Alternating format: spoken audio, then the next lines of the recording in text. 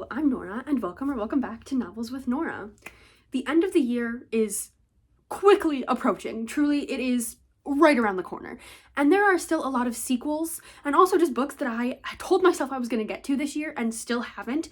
So today, cutting right to the chase, I am going to be reading all of the things, or at least some of the things, that I have told myself I need to read before the end of this year. This is mostly going to be sequels and things that I need to get to now because I know that as soon as the new year starts and new releases are coming out and more books are being loaded onto the plate of things that I want to read, sequels and the ends of series are just not top of mind, high priority for me. And so I really need to just hone in, focus, and get these books read, which is what we're here today to do.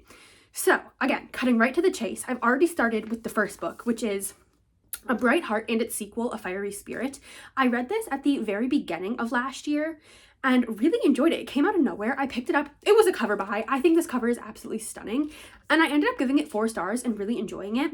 However, when the sequel came out, I was not prepared to read it because I needed to reread this in order to get to the sequel, to just fully understand what was going on and get myself back into this world. So I have reread this, and I'm happy to say that it is still a 4-star. A lot of times when I reread things, my rating goes down just because I don't know if I'm just not as surprised anymore, or I also just feel as you go back to things, my reading tastes change a lot, especially over this past year. My reading taste has really changed and further developed. So going back to especially a YA fantasy, I was a little hesitant to see where my rating would be, but I'm glad to say stayed at a 4-star. Still had a lot of fun with this. So this follows our main character Ming-Shin, and we start the book as she is being killed by the supposed love of her life.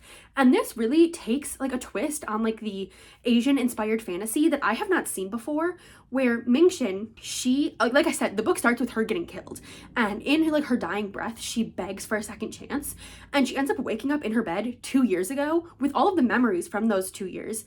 She has been given a second chance. And so now, with her second chance, she decides that she's not going to let this man kill her or her family or do any of the evil things that he had done, because in this world she is a merchant's daughter, so she has a lot of wealth but no status or title, and so it's just her and her mom because her father has died, and they're living with her uncle, who is very conniving, scheming man and has 2 kids, and he really wants his daughter specifically to become the next queen, and so he's just scheming in any way that he can. And in her past life she met Prince Ren, and he is who she ended up falling in love with and who ended up killing her. And because he had this facade of being this very kind, gentle, caring young man, and because there's 4 or 5, potentially 6 princes vying for the throne and their father's affection, and Ren is kind of bottom tier, no one really expects him to win, but he seems so kind and caring and genuine that Ming-Shin, with all of her money and resources, ends up helping him become the next king, and then getting murdered while her cousin takes her place in the process. So she vows to not let this happen and to not let Ren do all of these evil things. However, by coming back and starting over, she's kind of altered the timeline, and so things are different. So while she's trying to stop Ren and her uncle, she's also dealing with all of these new changes that are occurring. And I loved this. I had so much fun with it. It's very different. There is a romantic aspect that I enjoyed in this, but I was worried about going into the sequel, and my worries were not unfounded. So again, had a really great time with this. There is a slight magical aspect, obviously, as she comes back from the dead and gets a second chance on life. However, it's not super prominent in here. We have magic and a sorcerer, but they're such a small part, and they're part of the change in the timeline that happens, so it's not that big of a deal. But as you're reading this, it's very clear that this is going to be in a series, or I think it's only a duology, but it's very clear going into this, even while reading this, you know that there's going to be more. So it has a slightly satisfying conclusion, but leaves room open for the sequel. The sequel being A Fiery Spirit, which I have on my Kindle. I'm listening to the audiobooks and reading both of these because the narrator is Natalie Nautilus, I believe is how you pronounce her last name, and she is a phenomenal narrator. I really love her. So I'm have 30% into this, and it is doing the things that I was fearful it was going to do, because especially finishing A Bright Heart, I had a feeling that A Fiery Spirit was going to lean more heavily into the magical aspects, and it definitely is, and I don't think I'm loving it as much, because what I loved so much about A Bright Heart is the political intrigue and the social court machinations of all of the princes vying for this new spot. And also there's a princess who, like, because she's the princess, she like has no say in anything, but she becomes Ming Shin's best friend and like her bodyguards. And so there's a lot of just like the characters really ground this story, and I really liked the focus on like her uncle's scheming and like the political machinations. And this definitely still has that. But because we're not trying to stop Ren and all of the like political schemings, we're focusing solely on the magic. And like it definitely impacts like the court politics and things, but it's not nearly as big of a focus in this book. And Kate Chen Lee, the author of these books, did that so well in the first one, and that was a debut novel, which I really loved. In this, we're focusing more on the magic, which is definitely interesting, and I'm having a good time with it. I'm just not loving it as much. So I am a little actually disappointed so far, but I also feel like this is reading like super quickly. Like this one is longer than the first one, but I feel like it's not taking as long to read, if that makes any sense. But that's where I'm at with this. I'm going to keep reading. I'm still having a very good time. I love Ming Shin as a character. I love all of like our whole cast of characters, like her love interest and her bodyguard best friend and the princess who's also her best friend. Like I just love the characters, and they've continued to be really great characters. I find that a lot of times in sequels, sometimes characters like change up on us as the reader, and so it just feels a little like these are not the same characters I fell in love with, and that is not happening here, which I'm really loving. But the entire aspect of the plot has changed, which makes sense from book to book in a series, but I just would have liked more of like the court machinations. Like even the court like politics and things that are happening are so heavily influenced by the magic that you can't separate them anymore. And it's not that the magic is bad, it's just not what I love this book for. So it's a little disappointing in that aspect, but I am still having a great time. So that's where we're starting. But I do have two other unfinished series. I have a lot of unfinished series on my shelves, but two others that I'm really hoping to get to, which is the First Sister trilogy and then She Who Became the Sun, which are two much more involved worlds that are going to require a lot more. Like rereading A Bright Heart did not take very long. I did it in like one day. Like it's a YA fantasy, so like it's definitely heavier, but it's not as in depth as a giant space opera trilogy like The First Sister. And I've read the first two books and just need to read the conclusion. And then with She Who Became the Sun, that's a duology, so I need to reread that and then get to He Who Drowned the World. Will I get to all of that in this video? I don't know. And a lot of the times why I don't finish series, even just like a duology or a trilogy, is because I want to go back and reread the first book, so then I'm like really getting everything that I can from that second book. But I don't want to reread. I'm not really a big rereader, and I often find, like, especially with the First Sister trilogy, I know that the author, thankfully, has put out like a synopsis of what happened in each two books, but it's like more in depth than just like the general synopsis, so that you don't have to reread them. Because I know myself, and I don't know if anyone else is like this, if I'm rereading like to get to the sequel, by the time I do that, I'm going to be burnt out on the world and I'm going to want something different. So I'm going to want to read something in between, but then I'm going to forget. And so I just never end up concluding any series. So that is what we are here today to do. But not only that, there's like, I made a whole list of like 20 and 2025 of the books I wanted to read this year. And I think I read 8 or 9 of them. So just gonna see what all I can get done before the end of the year and what of these books I can actually get crossed off of my list and which of these series I can get finished. So like I said, 30% through this, just gonna keep trucking along with this until we finish it and then move on to what's next. I just sat down to read and was like getting everything set up for you to then see me read, and I realized that when I read on my Kindle, it's not very exciting for you to see, because when I'm reading physically, you can like see the visible progress that I'm making through my book. You can see me turning the pages. When I'm reading on my Kindle, it's just me sitting here tapping through. And also, I just currently have these like meme stickers from the Stardust Thief in my case. So what you're seeing is not very exciting, but I am still reading A Fiery Spirit. That's what I'm doing. You just can't really tell what I'm doing because I'm just sitting here tapping through. I didn't say it before, I'm recovering from the flu, so my voice is a little nasally and my nose is running, so if you see me sitting here mouth breathing, I'm not a mouth breather, I'm just recovering from the flu.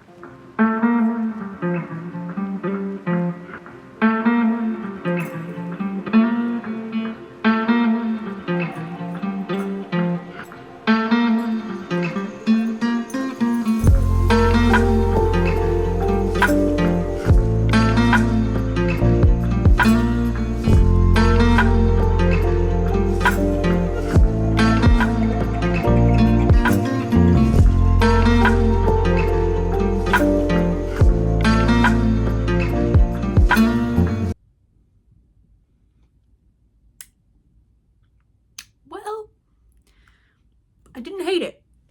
I have finished A Fiery Spirit and I enjoyed it, okay? I did have a lot of fun with it. I just feel like all of the issues and problems that I had with A Bright Heart, the first book, are in here tenfold, honestly, because a lot of the issues, like I gave the first book 4 stars, and I think this one's also probably going to be 4 stars. The writing feels juvenile at parts, where like it feels like wrong, if that makes sense, because like most of the book is like totally fine, you're going with it, it's good, and then all of a sudden there'll be like 1 or 2 sentences where you're like, that doesn't feel like it fits with the rest. And that's exactly how this was. Like, this is a Chinese inspired fantasy setting, and so many times when they're going back and forth between the palace and Mingxin's home, when she's talking to Jaya, her love interest, she'll be like, oh, your place or mine. And I'm like, that just doesn't feel like something, like it makes sense, but it doesn't feel like it fits in the fantasy setting. And so like there's things like that that just like take you out of it. And then like you saw my face in that one reaction where I was like, there's just little things thrown in that it's like one line and it's like that feels like it should be so much more than that, and it just isn't. And so there's just like certain things where it's like I can tell that as if this author keeps writing, her writing is going to get really good because her plots and her characters phenomenal. Her writing not the best, like it's not bad by any means, but it's definitely not the best, if that makes any sense. So I did have a lot of fun with this. I do think that it was a good sequel. It definitely felt really fast-paced in a way that was like a little bit disappointing, I guess, just because it felt like we were going so fast. Like there was never time to just breathe and be with these characters, which makes sense for what's happening in the story, but it was a little disappointing because I love the characters, and that's what like really got me into the first book, because like I said, the plot really wonderful, the writing isn't great, and so it's like a little bit harder to get into, but because the characters are so wonderful and so fully developed, it's easier to sink into the story. But because we didn't get to spend as much time with just like the characters existing, we didn't have that as much. It just moved so quickly. One thing that it did that I was honestly worried was going to be worse than it was is that it takes our main character, who obviously in the first, like she's our main character, so like she's gonna have a lot going on, and in the first novel she has a lot of insights because she's like been reincarnated pretty much, and so she knows a lot and she's like very smart and cunning, and that was great. However, in here, she still has that, but it makes her almost like, it gives her like the chosen one trope, where it's like every single ability that she could ever need to defeat the big bad, she has it. It's been granted to her in a very like easy way. And so like that's not super great. Now, I will say, there are a lot of times where like her using her powers and accessing more power depends on her like will, belief in herself, and determination. And there's a lot of times where she's like, I don't know if I can do it, and then immediately the next chapter she's like, no, like looking around at the people that I love, I know that I can do this for them and for myself. And so I enjoyed that. We didn't spend a lot of time with her like humming and hawing of like, am I strong enough to do this? She was like, no, I know this is what I need to do so I can do it, and I really enjoyed that. But yeah, I think that this author just needs, like, she needed this series and this duology to then whatever she writes next is going to be even better. And I'm very excited for what she does next because, again, I love our characters. Now, I will say the ending was a very satisfying ending. Like, there were no big character deaths that leaves you, like, grieving at the end of this. It's, like, a very, like, happily ever after type ending. However, it just all happened very quickly. Like the epilogue was like 3 or 4 pages, and it like gave everyone a new role in the kingdom. It like elevated everyone's status.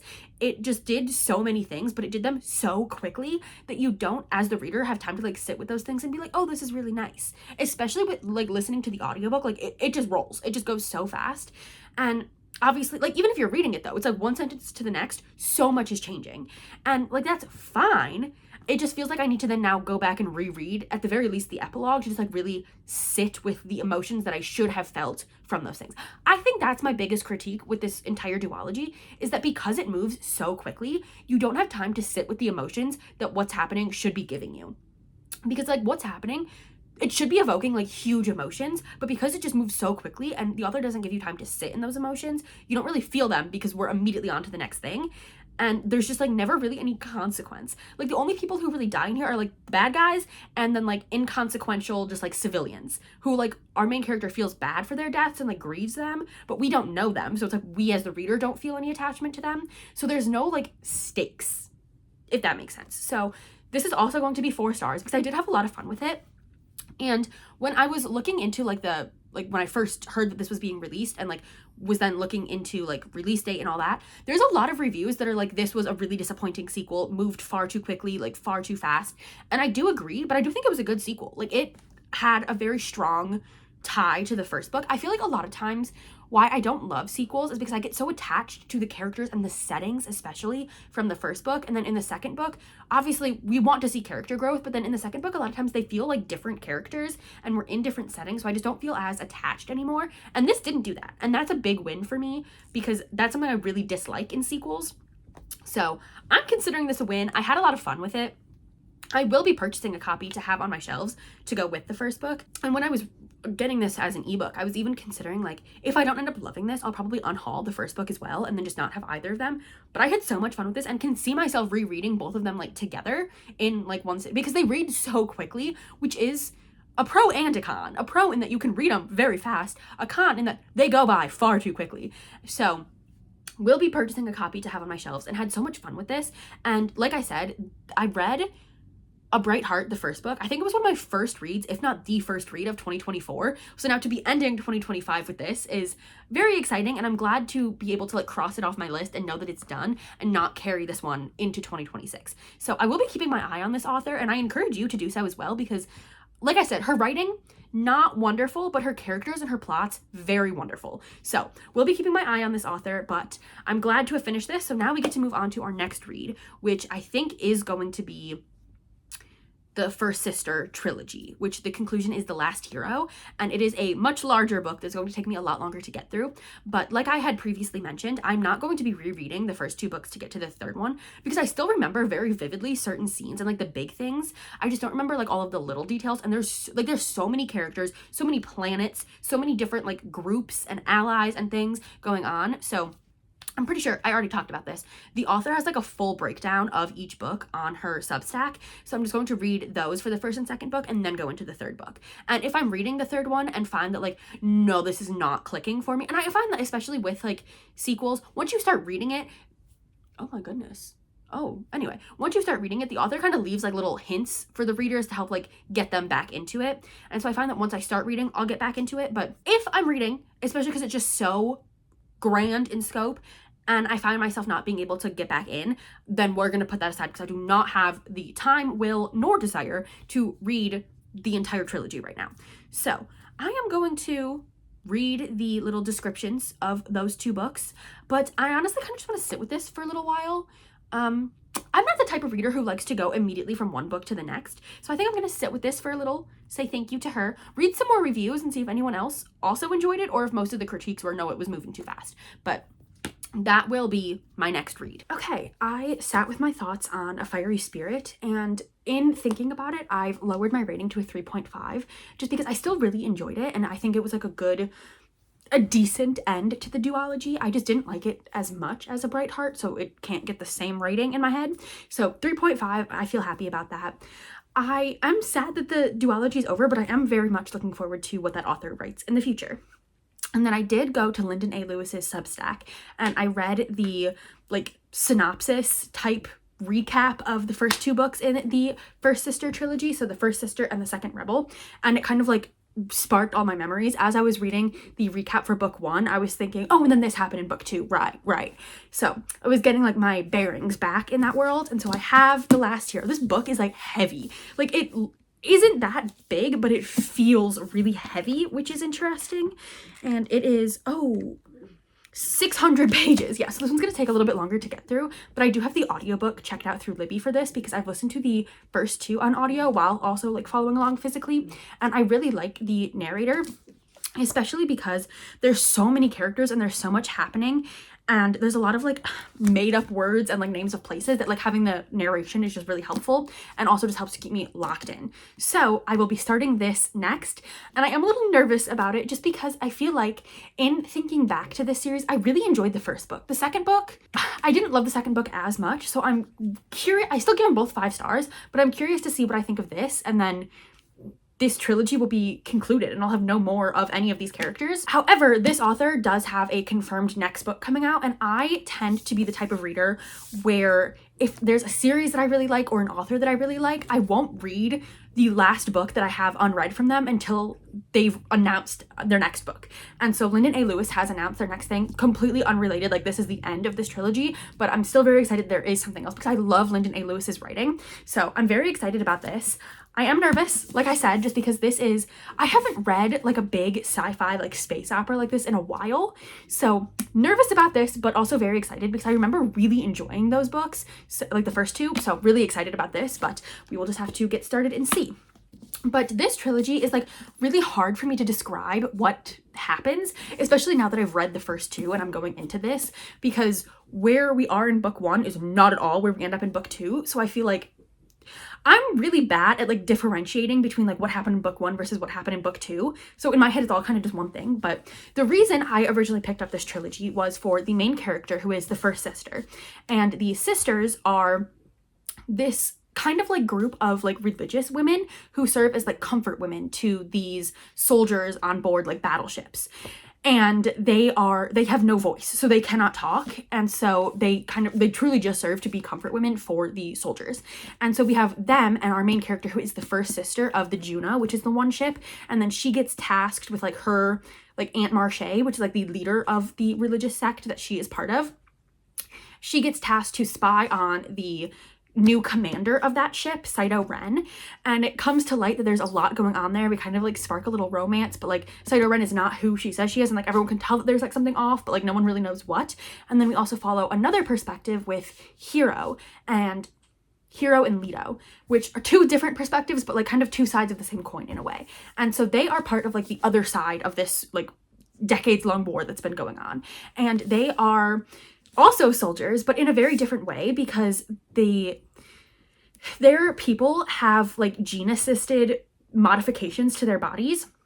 And so they all have like neural implants that enable them to like do certain things and like change their appearance and different things.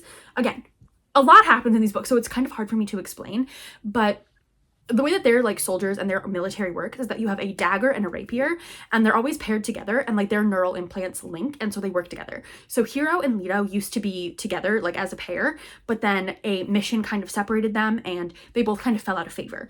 But Leto gets repaired with Ophira, and then they go off and have to do something, but Ophira has secrets of her own and she has a lot going on. And then Hiro, his father, is like in charge of like this huge corporation that's like ruining everyone's lives. So his mission is to like go after his father, but like we soon learn that things with him aren't as they seem. So there's just like a lot going on. And then when we go to the second book, we start digging deeper into different species and how they are being subjugated and like the rebellion that they're trying to strike up, and then how all of these characters kind of end up coming together to work for this rebellion in very different ways. So that's the general plot of this. Again, there's a lot that happens, and there's so many character perspectives and so many different planets and alliances and just a lot happening. So I am excited to get back into this. I am a little worried that I feel a little rusty on just like all of the intricacies of everything. In reading the recaps, I feel like it was coming back to me, so I feel like once I start and get like into it, I'll be okay.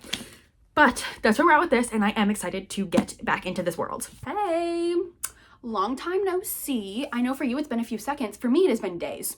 I think that last clip I filmed was the 21st. It is now the 30th of December.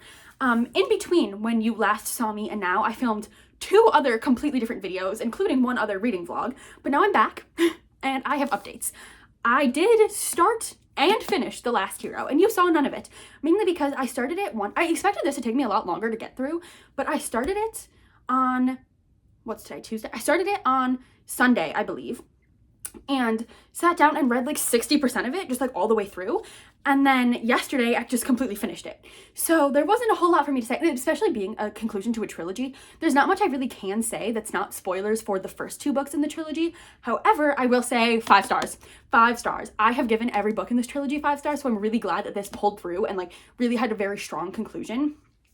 This did something that is so hard for me to find done well in trilogies, where, well, okay, backing up a little, I have a lot of thoughts, but this world that Lyndon A. Lewis has created is so expansive and so sprawling. We have different planets with different cities, and we have so many characters with their perspectives, and we added new perspectives, like new perspective chapters and new perspective characters in here. So there was just like so much happening, but they're all so grounded, and the characters are just so strong and so fleshed out that like having all of this going on does not take away from anything. Like it adds so much because the characters themselves are so strong that everything else just like feels grounded, which is so wonderful. But on top of that, I think a lot of times why I don't love series is I fall in love with the first book in the series, which I feel like makes sense because that's the first, like, your first introduction to it. And so I fall in love with those characters and that setting and that plot. So when we go to a second book and it feels completely different, like we're in a completely different setting, our characters have changed so much, which like makes sense. You want your characters to change and grow as you go through a series. But when they change so much that it feels like you're reading a completely different book from book 1 to book 2, I just miss,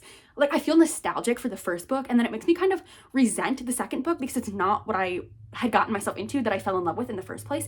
And this doesn't do that. Like our characters grow so much and they change so incredibly much, but they're still so grounded in the same like principles and values and goals as when we first meet them, that they manage to just stay so grounded again. And it's just so wonderful because, like I said, this is a giant, massive, sprawling space opera that takes place over years on different planets, like with so many different characters. So the fact that they all feel so grounded and real is really, really wonderful. And it just, like, I am awed by this author and what they were able to do with this trilogy. However, I do think that this book really makes it clear that one of the main characters, Hero, is like the main character. I think that they are the author's favorite character, and I think that that was very evident in this book because I originally picked up the series for the first sister, which is the one of the characters, but also the title of the first book. I picked it up because I was really intrigued by the concept of the sisterhood and the first sister, the main character that we follow starting in that book. And like, yes, we follow all the same characters through all 3 books, but that one character is really who I picked the series up for. And so still having her in here and building so much on her story while also building all these other stories, wonderful. But then also in here, we get to see all of these characters that we followed for 3 books doing so much, all finally meet and come together in one place and like solve all of the issues together. That was really wonderful. Like, it was just had such like a good payoff for like spending all this time through these years. Like, this was a 24-hour audiobook and it was over 600 pages. So to like have such a good payoff in the end was really wonderful. That being said, I felt like I kept waiting for like an emotional gut punch, just like something to like really like leave me reeling. And we didn't have that. And I don't know if that was just like my expectation not being met, but it did feel a little lackluster in that way because like deaths have been occurring like en masse in this series. And so I guess expected at least one of our main characters to die. And that didn't happen. So I like, that's technically a good thing because I don't want to see one of these characters die because it would have like massive impacts for everyone and like the entire galaxy. But at the same time, it was a little like, oh, everyone gets kind of a happy ending.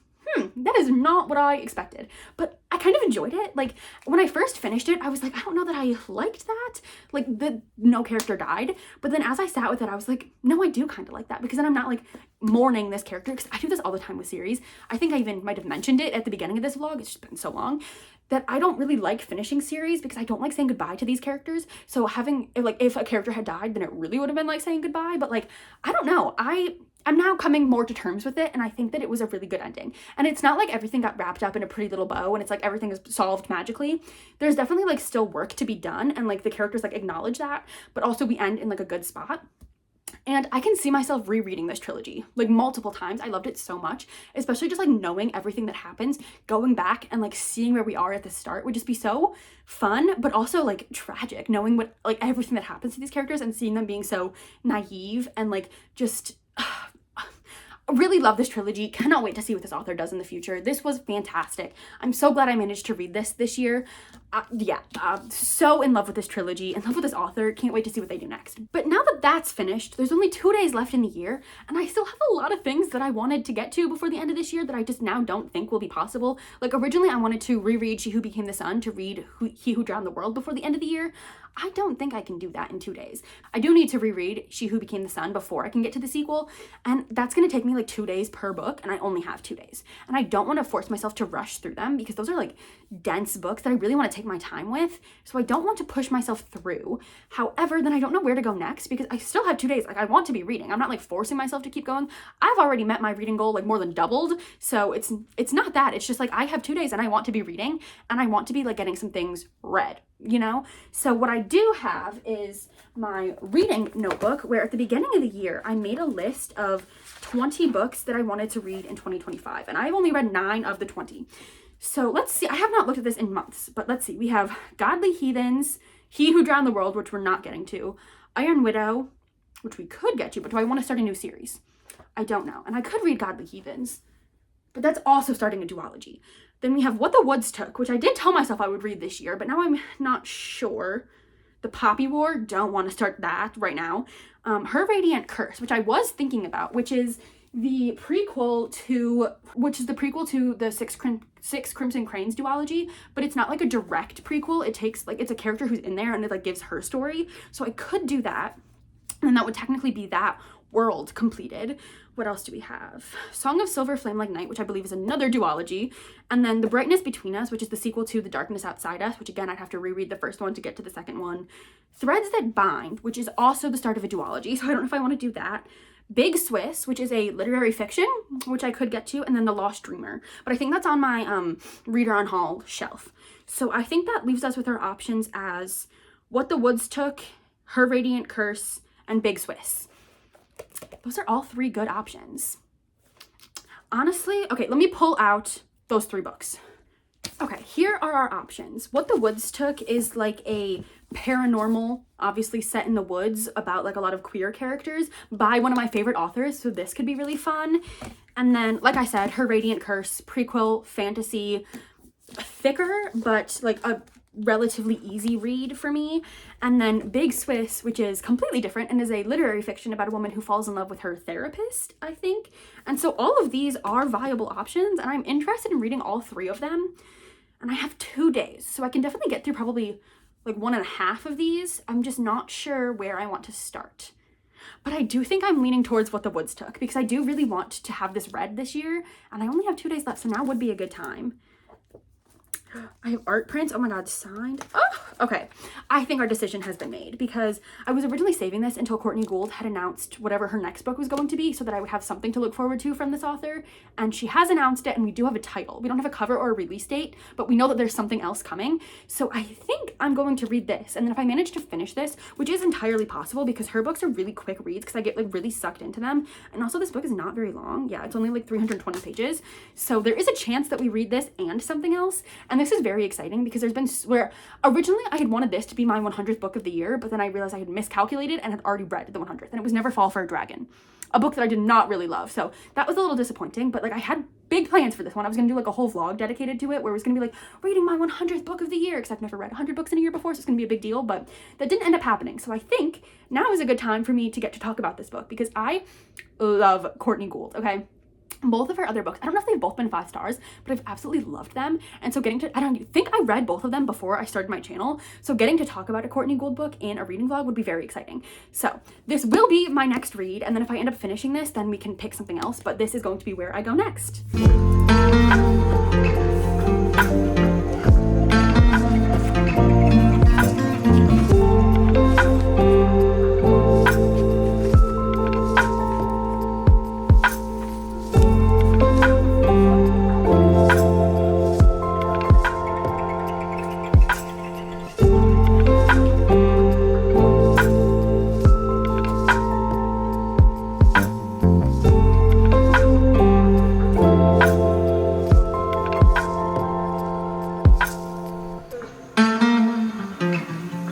Update you earlier in the day, but the day got away from me, so you will have to excuse the low lighting and shower running in the background.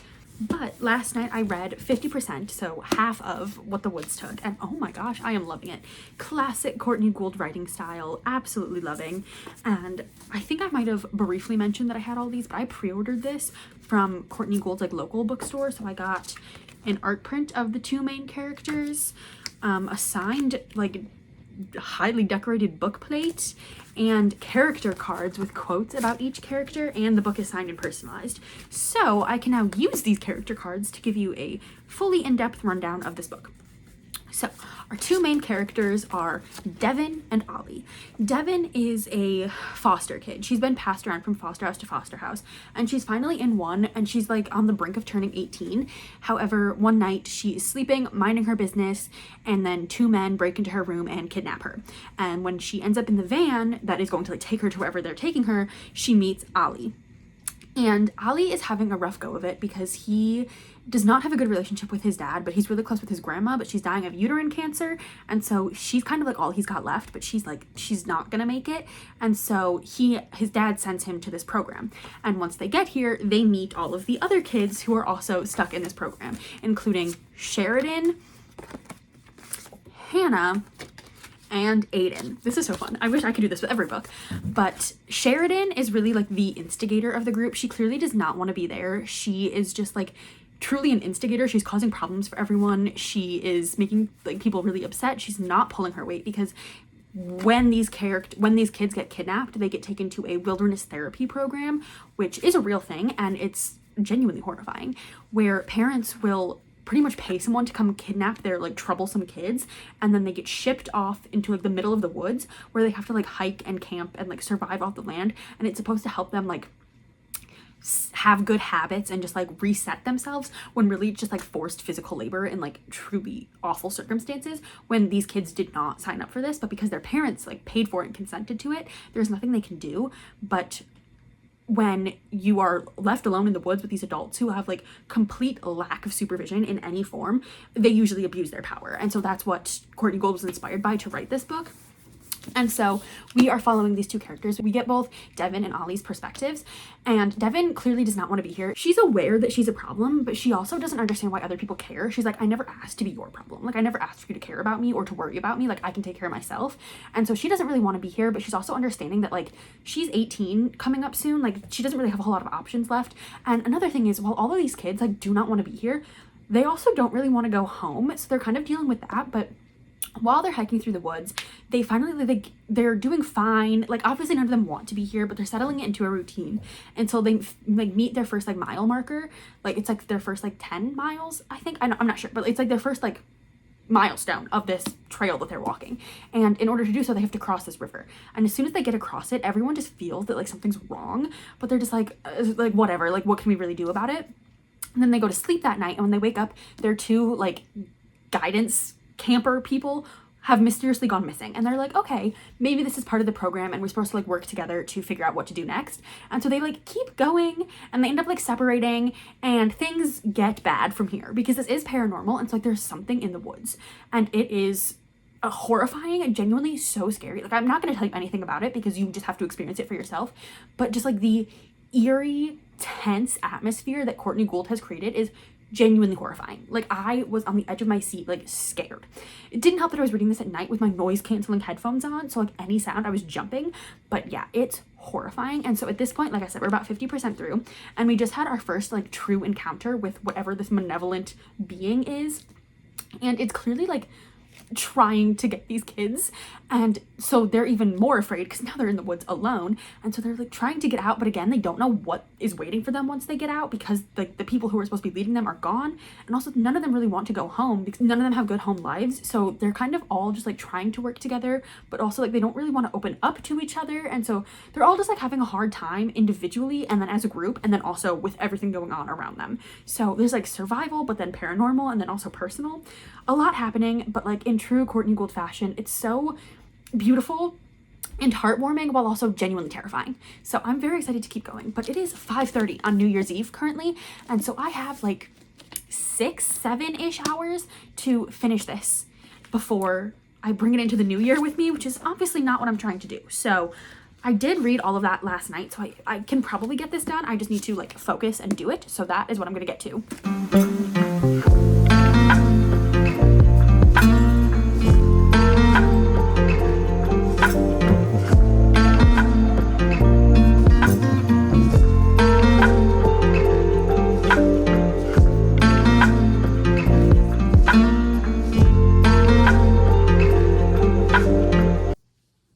Happy New Year! It is officially January 1st, 2026, and last night at like 8 p.m.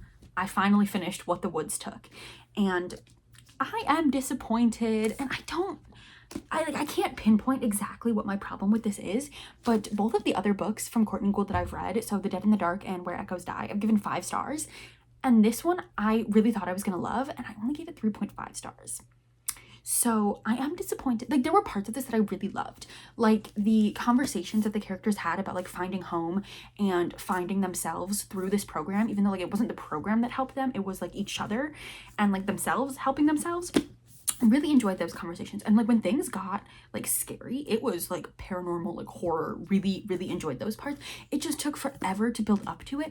And you knew it was gonna happen. Like it's in the synopsis that there's like something in the woods with them. And so you're just waiting and waiting and waiting. And it just like took forever. And then the scenes are like such like small snippets.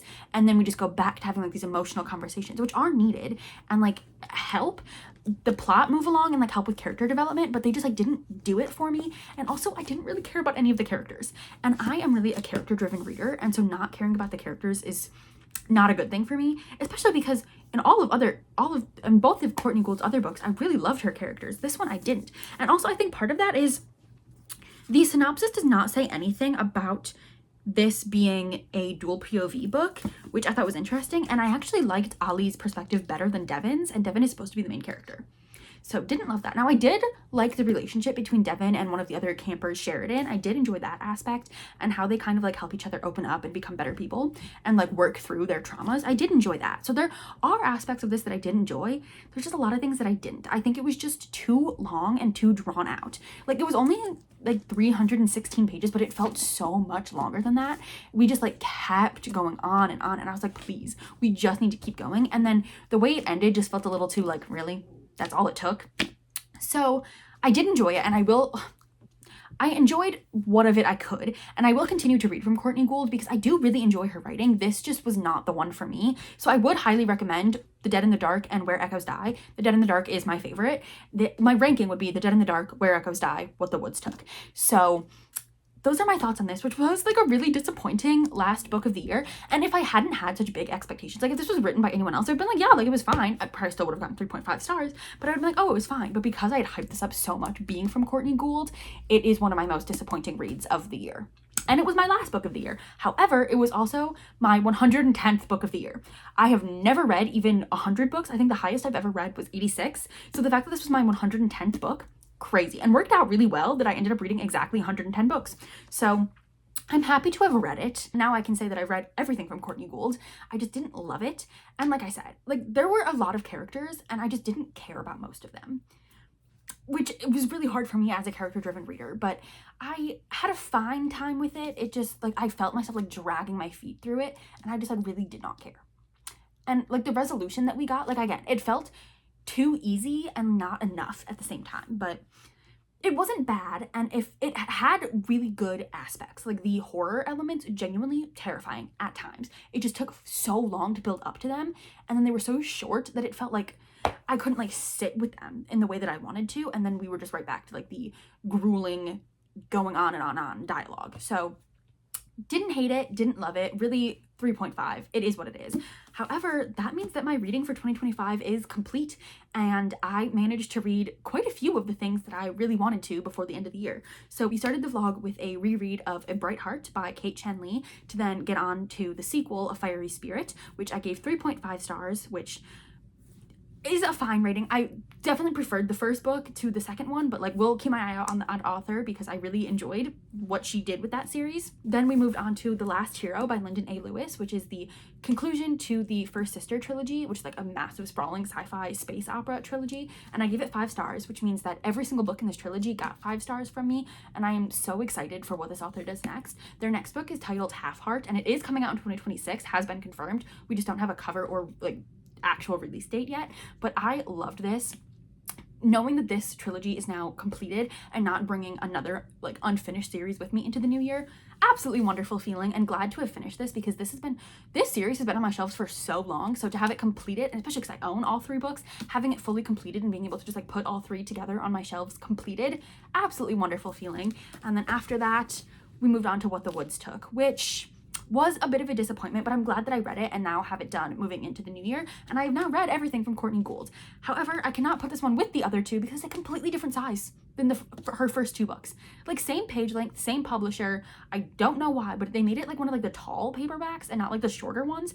Not really sure what's going on there, but I do have this, and I do have all the character art, and it is signed and personalized. So I'm gonna keep it because I do love Courtney Gould, and her covers all have the same cover art style, and I love it. So I'm very excited with everything that I was able to read. Usually I like to do like 4 books per vlog, and like technically I did, but one was a reread. So I originally had planned to get like a lot more done in this vlog, but then like the holidays crept up and like the end of the year is just gets very busy. But I'm really proud of myself this year. I read genuinely so much, and some of my next videos will be like my top 10 books of the year and like all my stats and everything, so keep an eye out for that. But yeah, I'm really happy that I got these things read and do not have to carry them into the new year with me. Even though I did enjoy all of them to some level, I am just happy that I don't have to constantly be thinking of like, okay, here are all the new releases coming out that I want to get to, plus all of the things that are still on my shelves from years previous that I still want to get to, but now like need to fight my way through to get to, if that makes any sense. But thank you so much for being here with me this year. I hope to see you again in my videos in the new year. And just, yeah, thank you so much for being here. This year has truly been so great and also confusing for me. So I will talk more about that in videos in the future. But thank you so much for being here. I hope you like, comment, and subscribe, and I hope to see you in another video again soon. Bye.